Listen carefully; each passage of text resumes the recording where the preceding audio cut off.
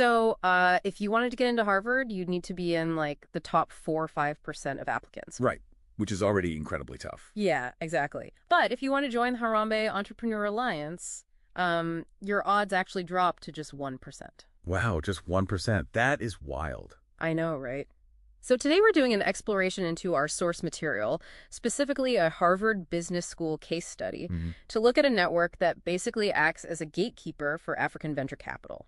It really is a fascinating look at how founder Okendo Lewis Gale built this massive trust engine for an entire continent. Yeah, and it started from this simple student tour idea and somehow grew into a $5 billion collective valuation. Right. You know, they are solving a huge market problem with, well, culture. Culture? Like, how so? Yeah. So in many emerging markets, the hurdle isn't the lack of ideas. It's what economists call information asymmetry. Okay, meaning investors just don't know who to trust. Precisely. Global investors want to put money into Africa, but they're terrified. There's really no easy way to verify if a founder in, say, Lagos or Nairobi is the real deal. Right, so Harambe acts as a sort of high-stakes talent filter. But looking at the sources, I mean, I noticed something almost religious about the group. Oh, absolutely, the Vatican influence. Yeah, because Lewis Gale actually worked at the Vatican, right? And they use these founder signet rings, a literal Harambe bell, to open meetings and lots of Latin phrases. Fortuna audente se juvas, yeah. Fortune favors those who dare to act. Right, exactly. But why all the pomp and circumstance for a tech alliance? Well, Lewis Gale realized that to keep people committed to a high-stakes mission, you need ritual. These ceremonies, they aren't just for show. They build a deep culture of trust. So it's not just a networking club. No, it's human due diligence. When a member or a Harambean recommends someone, they are putting their entire reputation on the line. Basically vouching for their character over years of interaction rather than just checking a bank statement. Exactly. The alliance's seal of approval is everything. But let's be real here for a second.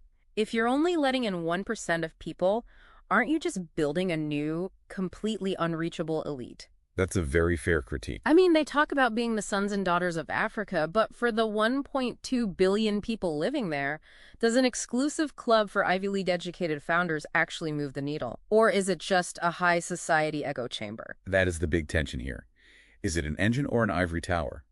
But you have to look at their unicorn engine results. Right. The math is pretty undeniable. Yeah.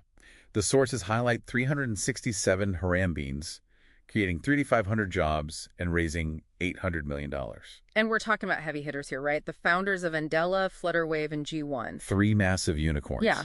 By being that trustworthy bridge, they attract global capital from giants like Bill Gates and the Oppenheimer family. And the key here is recycling. They aren't just taking the money.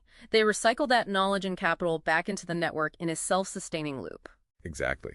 That global money builds the infrastructure that allows thousands of smaller businesses to actually exist. That makes total sense. But even within the group, there is some friction. I noticed some critiques in the case study. Oh, definitely. Yeah, some members, like Yinoluwa Aboyeji from Flutterwave, have argued that this ceremonial nature makes the alliance move like a glacier. Which is a problem when the tech world needs speed.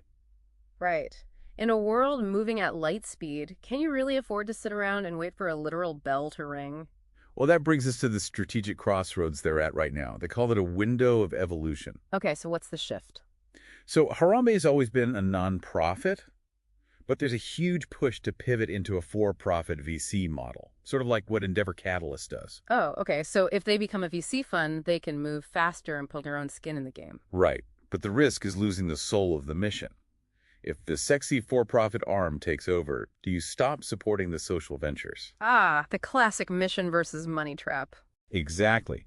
Do you chase unicorns for a massive 10x return, or do you support healthcare and education ventures that Africa desperately needs? Ventures that might not make anyone a billionaire. I mean, if they stay nonprofit, they rely on patient donors. But if they go full VC, they risk just becoming another aggressive fund that forgets why they even started. It really is a high-stakes evolution for a group that was literally sparked by a 2007 Barack Obama commencement speech. They've proven they can pick winners.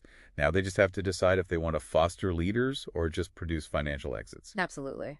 Well, as we wrap up this exploration, here is a final provocative thought to mull over until next time. Let's hear it. If the real goal is to transform a continent, Is it more effective to produce $3 billion unicorns that capture the world's imagination? Or what's the alternative? Or would it be better to support 10,000 small businesses that provide a million steady paychecks? Which one actually moves the dial for a billion people? Something for you to explore on your own.